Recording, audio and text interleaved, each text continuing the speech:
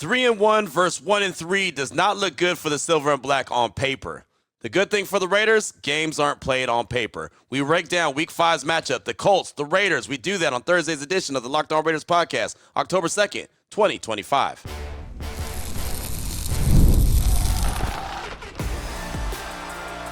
You are Locked On Raiders, your daily Las Vegas Raiders podcast. Part of the Locked On Podcast Network, your team every day.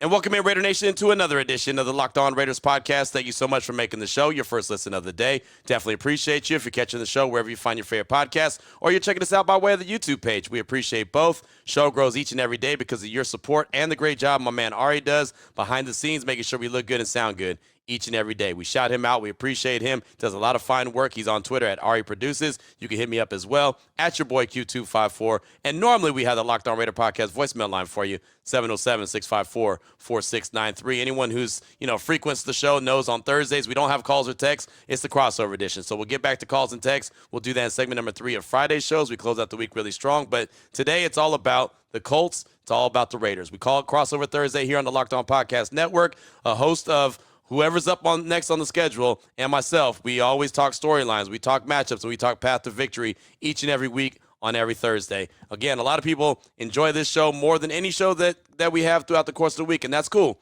I appreciate you if you tune in all 5 days or you just tune in one day. Either way, you check us out. We appreciate that. So Zach Hicks, one of the hosts of Locked On Colts, joins the show today. And again, we'll do exactly what I've been talking about: storylines, matchups, and path to victory. We'll go ahead and jump right into that after I tell you about the title sponsor of the show, which is PrizePicks. Download the PrizePicks app today. Use promo code LOCKEDONNFL to get $50 in lineups after you play your first $5 lineup. So let's go ahead and jump right into it. Part 1 of our conversation, really good conversation. Zach Hicks and me, we're talking about storylines for the 1-3 Raiders going up against the 3-1 Colts. Here's part 1 of that conversation. Q, you guys are the road team coming in here to Indy, trying to get your season back on track. So I'll let you start off. What's the biggest storyline for the Raiders in this one? I think you said it right there, trying to get the season back on track. They won the first game of the season against the Patriots, and then they dropped 3 in a row, right? And they should have won that game against the Bears on Sunday. They lose 25-24 at the house. And, that's something that they're looking up like, okay, hold on, we had that success in week 1. How do we get back to winning ways? And now Indianapolis, a team that, and I'm sure you probably understand where I'm coming from, I don't think a lot of people had high expectations thinking they were going to be a really good team in 2025. They're showing everyone, including the Rams, who they probably should have beat last week and been 4-0. So now what looked like it might have been an easier stretch on their schedule, there's no easy games, but an easier stretch on their schedule, now it looks like a bear going into Indianapolis trying to stop the bleeding of a 3-game losing streak. So, yeah, that's the biggest storyline, is how to find a way to get back into the win column. And, oh, by the way, Zach, you're doing it without your left tackle, Colton Miller, who's now on IR, right after the first game that you had a lot of success running the ball. So I think those two go hand in hand. How do you make up for Colton Miller being out, and how do you get back in the win column? Yeah, and we're certainly going to talk more about that matchup with Colton Miller versus this Colts pass rush on the rest of this crossover here. But Q, I really wanted to pick your brain here that, I think this Raiders team was a team that a lot of people had surprising this year, maybe being a playoff team. Geno Smith coming in, Pete Carroll, a very different style of coach. What's kind of gone wrong for this Raiders team these last couple of weeks? They just are so inconsistent with what they've been able to do. And Geno's been turning the ball over at a rapid pace, right? I mean, you turn the ball over, you're going to lose a lot of games. Against the Bears, they turned the ball over 4 times, and they only lost by 1, which kind of tells you more about the Bears than the Raiders, right? But, I mean, he's leading the league in interceptions right now with 7, and that can't happen. And 6 of them happen at Allegiant Stadium. So he's been turning the ball over. The running game wasn't really cooking the way that they wanted it to go to start the season. Last week, it was actually really good. Asher Genty did a fantastic job, including the housing one, taking it 64 yards to the house. So he's showing why the Raiders drafted him at number 6, but they just haven't been able to put it all together, right? The offense, defense, and special teams all playing at a high level. Defense was great last week against the Bears. I mean, 4 turnovers, and they limited them to 13 points off those turnovers. So that's a really good job done by them. But can they do that consistently? Can they be that team? So I think it's just consistency, trying to figure out exactly what they're doing moving forward. Learning how this offense led by Chip Kelly is supposed to go and continue to evolve this defense. So it's still a work in progress, man. I mean, I estimated this team to be an 8-win team this year, 8 or 9, because they won 4 last year. But as they sit at 1-3, man, that's going to be tough sledding unless they start getting back to winning ways. Yeah, it does seem typically when you have a lot of moving parts early in a season, that is when these type of teams do tend to struggle, and then they pick it up as the season goes on. And like you said before the year, this felt like an easier stretch where they could really find their groove. But now they're coming to Indy against a Colts team that's 2-0 at home this year, Yeah. including a walk-off victory over the Denver Broncos.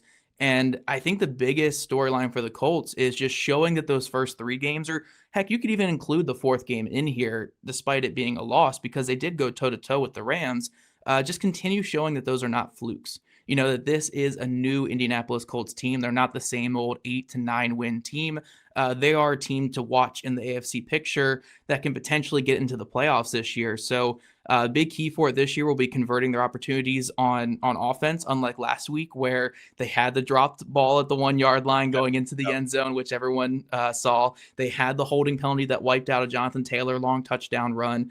So they could have easily put up 34 points on the Rams, but that crazy hostile environment, the ebbs and flows of that game just did not go their way. Now they're coming back home against a Raiders team that's had a couple of rough moments these last few weeks. It's time for the Colts to show that they are legit. They still are that team from the first 3 weeks that was averaging 34 points a game and really putting teams in the blender. So I think that's the biggest storyline for the Colts, is just showing it's not a fluke, that they actually are for real this year.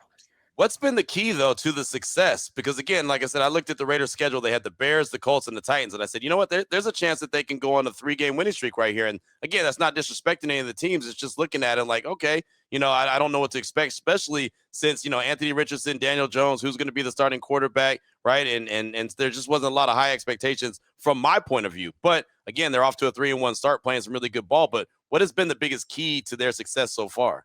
Yeah, I think a lot of it has just been Daniel Jones surpassing those expectations that not only you and other people in the media, but even us locally really had in him. I think even the biggest Daniel Jones fans would have said, like, okay, he's still going to have some issues with turning the ball over, still going to have issues under pressure like he did with the Giants. But I think the best thing that happened for him was the first 2 weeks of the year, they went against the two most blitz heavy defenses in football, the Denver Broncos and Miami Dolphins. Those teams come after you. And they were anticipating New York Giants Daniel Jones to corrode under pressure, not really know what he's doing back there, and turn the ball over a lot.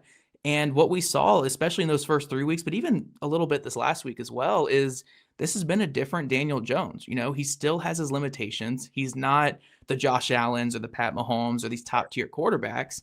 But he's played well under pressure. He's moved this offense well. And when you have an offense that has so many weapons, Michael Pittman Jr., Josh Downs, Alec Pierce, who should be back this week, Tyler Warren at tight end, Quentin Nelson, and a couple good players on the offensive line. Oh, and Jonathan Taylor in the backfield. Yeah. You just have to be a distributor back there. And if he can just make those couple plays a game that makes him like a little bit above average, that's the key between like 30 something points and 20 points in this offense. So he's been making those big time plays. He's been bailing them out at times, and he hasn't corroded under pressure. So really the biggest key for this Colts team is what we've said the last couple of years with the Colts is they've been an 8-win team with really bad quarterback play since basically 2020, when Phillip Rivers retired from the team. So if they could ever just get above average quarterback play, this could be a playoff caliber roster. And they're finally getting it this year. And it's coming from a very unlikely person in Daniel Jones, who was cut midseason last year, only had 2 suitors on the open market, one with the Vikings to potentially be a backup quarterback, the other to come and compete with the Colts. And he's looking like the comeback player of the year right now. And a lot of it is due to his level of play. Yeah, no, there's no doubt, man. I got to give him a lot of credit. I got to give the Colts a lot of credit. And I guess it doesn't hurt when Jonathan Taylor's leading the league in rushing either, right? He's healthy. He's that guy. Obviously, the Colts offensive line is doing a hell of a job as well. But yeah, again, I was surprised. I have no problem admitting that. And they've done a really good job. And shout out to Shane Steichen as well for making the right decision and right call when he went with Daniel Jones as opposed to Anthony Richardson. Yeah, no, it was a decision that was lambasted a little bit in the media and also even locally here, because it felt like settling for the safe option, but the safe option has turned into the winning option in Indianapolis this year. And I think, again, the key when it comes to the storyline here is like, you made that all-in move to start Daniel Jones, and it's worked so far. Let's get back on track this week against the Las Vegas Raiders, back at home to a controlled environment. We can do a lot of our pre-snap stuff because we're not hearing that Los Angeles crowd, and you're not coming off a road trip to get out there. So I think this is a good moment for the Colts to just get back to what they want to do. But coming up, guys, we're going to talk about those crucial matchups. And Q already alluded to one of them. There's a backup offensive lineman out there for the Raiders against the Colts defensive line that finally had a good week of pressure.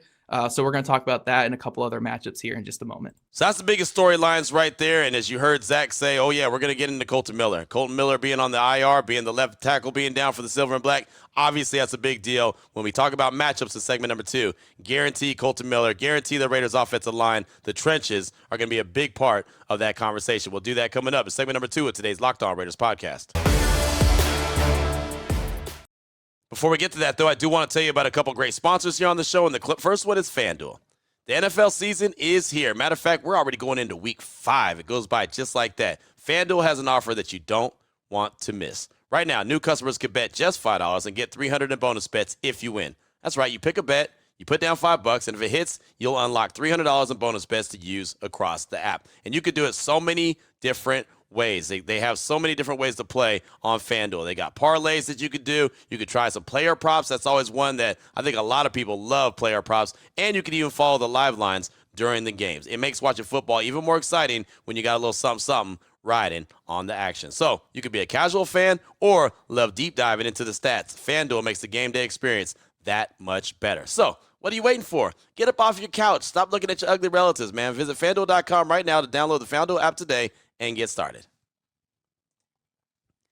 I also want to tell you about our good friends at Mazda. Mazda crafts cars for those who do more than simply move. Mazda delivers confidence with every ride, with more IIHS top safety pick and awards than anyone else. That's as of August 2025. From footwork to breathwork, athletes, they sweat all the details. We know this. Mazda, they bring the same intention to how they craft every single model. You can feel the Japanese craftsmanship in every detail, from the metallic accents to available Napa leather upholstery. They've got it covered. You can make everyday drives feel like anything but. Smooth handling, great controls, Mazda. Yeah, they got you. All-wheel drive standard in every crossover SUV. You could drive with confidence through almost any season. So, like all players, Mazda sweats their details, because when you make every move count, impossible becomes irrelevant. Mazda, move and be moved.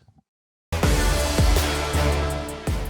right, Raider Nation, here we go. Segment number 2 of today's Locked On Raiders podcast, crossover Thursday style. Zach, Hicks, and myself in segment number 1 talked all things storylines. Now it's time to jump into matchups. Where will the most intriguing battles come from? I have a good feeling the trenches are going to be heavily talked about in this segment. But let's stop talking about it and jump right into it. Here's part 2 of our conversation. Hugh, I'm going to just throw it back out to you here. What is the most crucial matchup for you for the Raiders to get back on track this week? Well, I'm really interested to see what the Raiders' offensive line is going to look like against the Colts' defensive line. Obviously, the Colts have some studs along that defensive line that can get to the quarterback and also stop the run. And the Raiders have been struggling with their offensive line. They have had no consistency so far this season. Week 1, they had their starting 5 out there. Week 2 and week 3, they had a backup there in the right guard spot at Alex Kappa in for Jackson Powers-Johnson. Week 4, they get their starting offensive line back. They did really well against the Bears, right? We're able to run the ball. They protected Geno really well. Great. They lose Colton Miller at the end of the game, left tackle. So now going into week 5 against the Colts, they're going to have their third version of the offensive line in 5 weeks. Like, there's no consistency, and that's the one position, as you know, Zach, that's most important in football to have consistency, is that offensive line. It's not just a individual thing. You've got to be able to work together. You know, I always say one band, one sound. That's what the offensive line has to be. Now you got Stone Forsythe that's coming in, and the Raiders, Pete Carroll had familiarity with them. They was in Seattle together with each other, but he wasn't very good.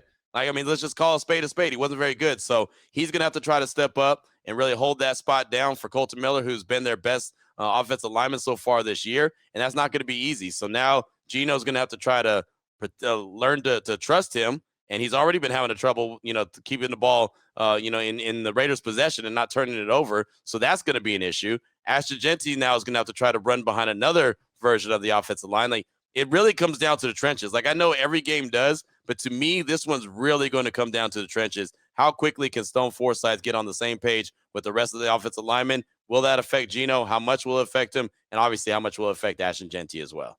Yeah, and it also feels like a big time too because Geno likes to push the ball vertically. Yep. That's where he's been at his best going Yep. back to his West Virginia days back in college. Yep. Is he likes to throw the ball vertical. He has a great vertical pass, and that's when they won their one game this year against the Patriots. What was Geno Smith doing? Hitting that long ball, having big shots over the top.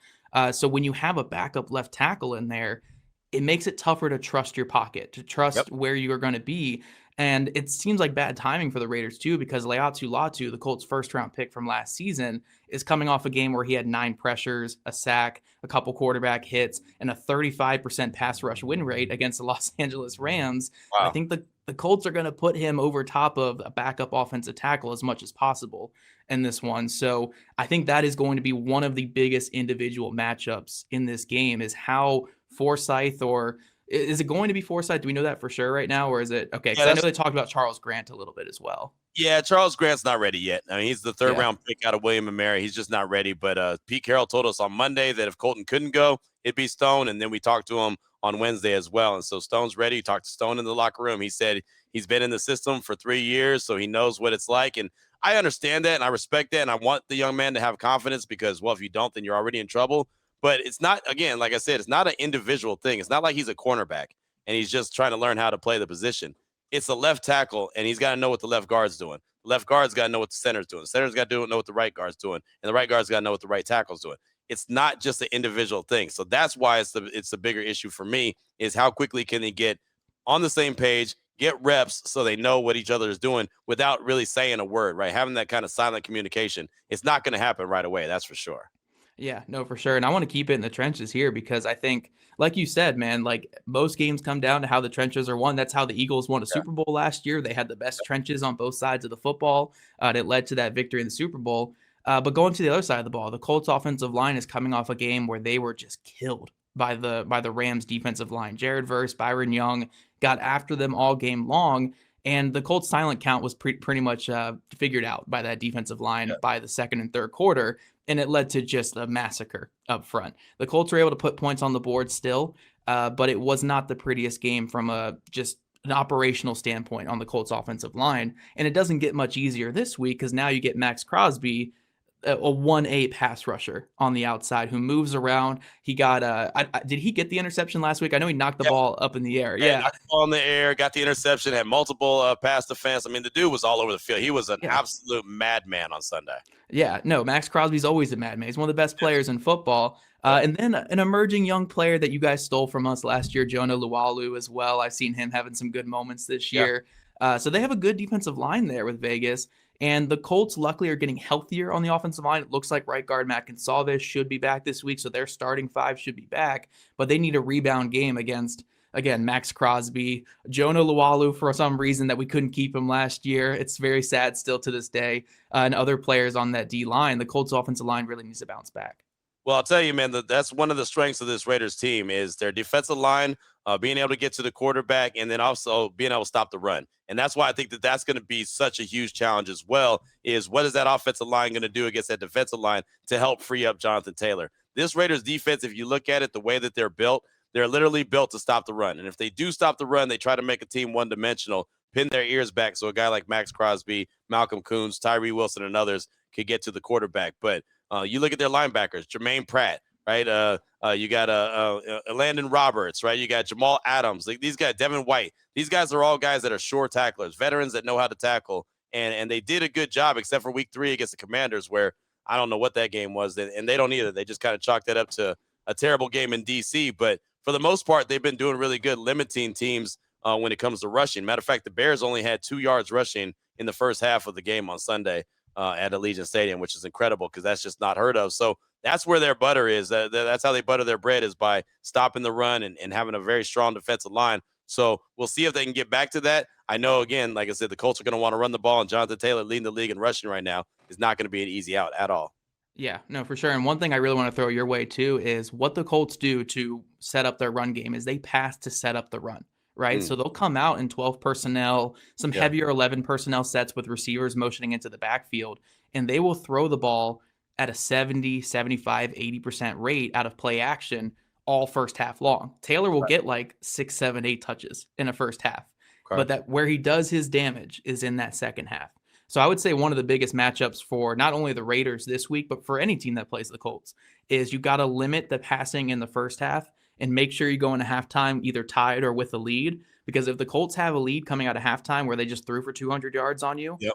it's all Jonathan Taylor in the second half. All Jonathan Taylor, and it makes you go back into nickel. It makes you go back into dime because you're worried about the pass, and then Taylor gets the rock. So I think looking at it from the Raiders' perspective and also from the Colts' perspective is how do they match up early against the Colts' passing attack? Because, again, the Colts are going to come out a lot of play action, dumping it off to Tyler Warren, getting it out to isolation shots to Pierce and Downs and Michael Pittman Jr. over the middle. So how well can those linebackers react to the play action and get back into their zones and take away those middle of the field shots that the Colts want to take early? Yeah, and that's going to be a question because the linebackers that I mentioned, they're really run stuffers. They're not really necessarily the ones that are household names when it comes to coverage, right? So that's going to be a hell of a chess match right there for Patrick Graham and company to see how they match up against the Colts. And I'm sure that they've seen what you're talking about on film and realize that they're going to have to adjust a little bit. And, the Raiders secondary is a little questionable as well. Eric Stokes has been their best corner so far. He's a little bit banged up. I think that he's going to try to go, but he left the game on Sunday against the Bears with a knee issue, like a sprain, and he says he's good to go, but he's been limited in practice so far this week. And, Caillou Blue Kelly has been struggling a little bit as of late. He's the first-time starter for the Raiders, first-time starter in his career, period. And then they got a rookie in Darian Porter who came in and got a little bit of relief for Eric Stokes when he went out last week. So he's a guy that many anticipate getting a lot of burn, but he's a rookie. So, how are they going to be able to match that up and try to slow down the passing attack with those guys unless they're all on point? So I think, like I said, it's going to be a chess match between the Colts and the Raiders, obviously. Yeah, and one more match I want to throw out before we segue to our final segment is the Colts, as of this recording, like just earlier today, had a player retire, a starting player retire on their team. So now that outside corner spot with Xavier Howard stepping away from football is coming down to Mekhi Blackmon, who allowed over 100 yards in coverage last week, notably the game-winning touchdown where he fell down on that play. That's where most of his yards allowed came on that one play. Or undrafted rookie Jonathan Edwards out of Tulane, who was a guy that wasn't really on many people's radar whatsoever in this past draft process, surprisingly made the Colts roster.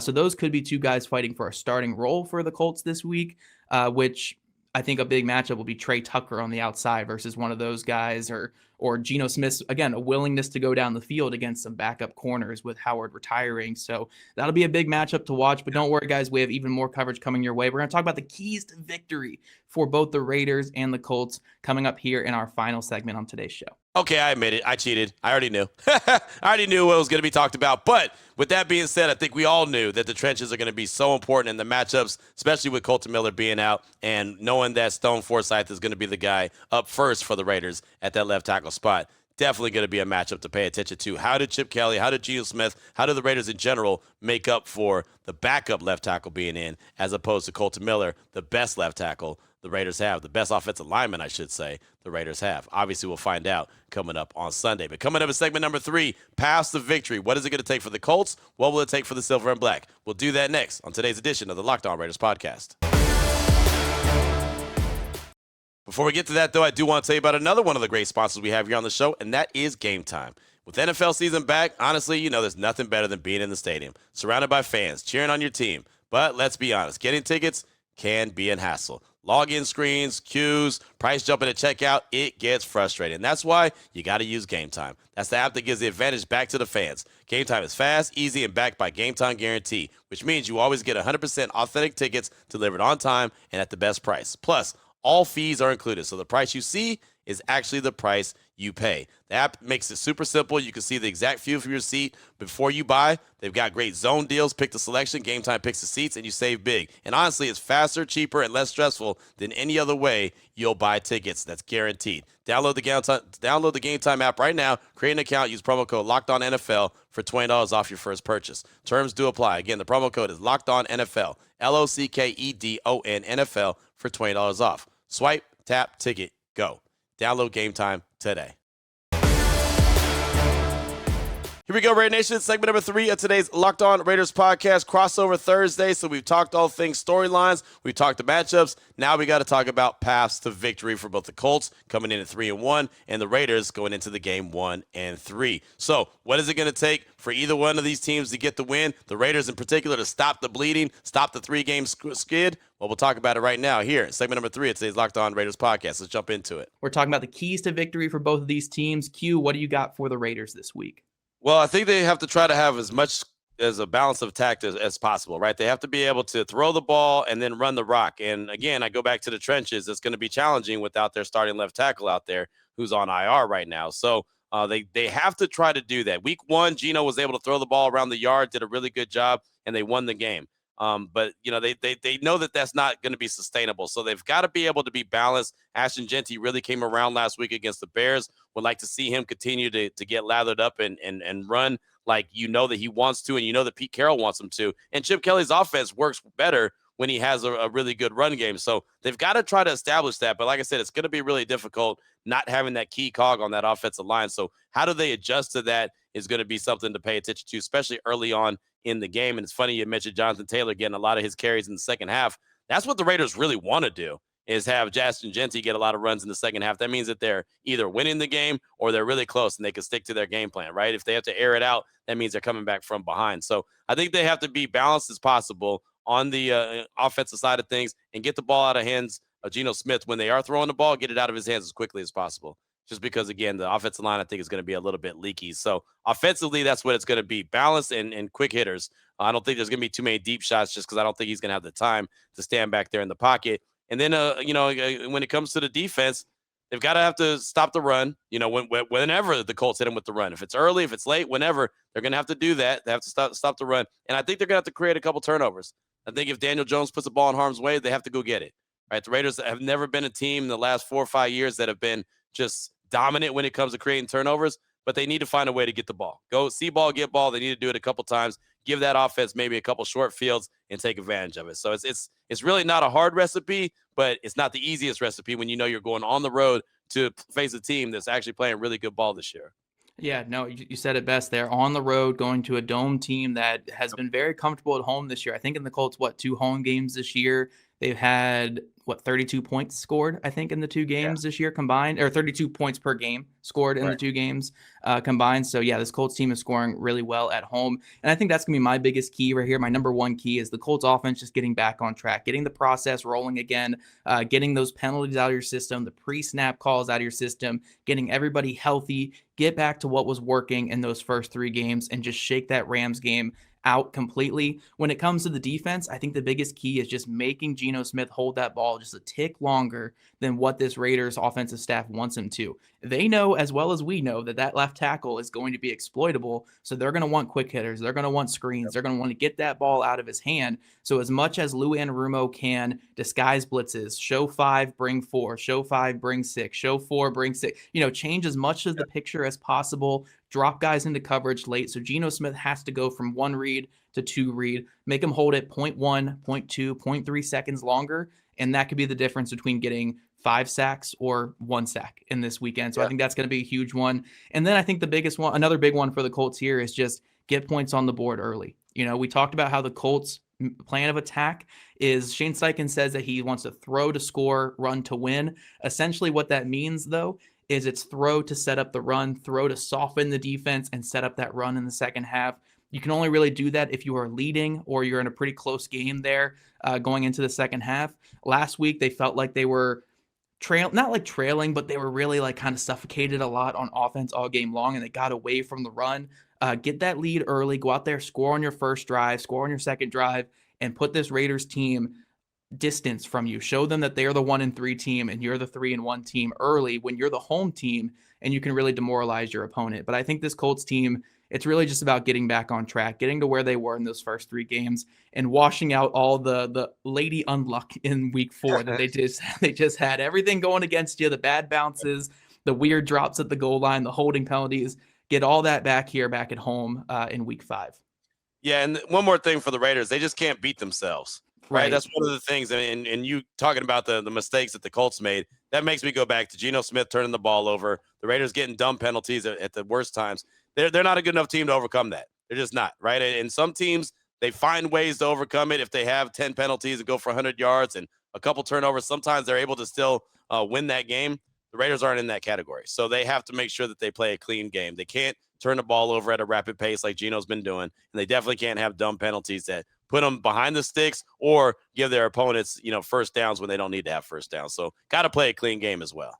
Yeah, absolutely. Both these teams kind of don't have that margin for error where they can lose the turnover battle and still win games. Last week was the first time all year the Colts lost the turnover battle, and it resulted in their first loss of the season. The Raiders all season have struggled with that turnover battle, with Geno Smith leading the NFL in interceptions. So that's going to be a big key for this game just for both teams. But that is all we have for today, guys. I will say, though, for anyone thinking that this could be a one-sided affair with a 3-1 team and 1-3 team, never count out a team with Max Crosby and Ashton Genty and Brock Bowers, even if he is a little banged up to start the year. Never count out the team that has the superstars on their team. So I think this is going to be a good showing here for both these squads. It's a must-win game, like every game is for both teams, but for completely different reasons. The Colts want to get back on track.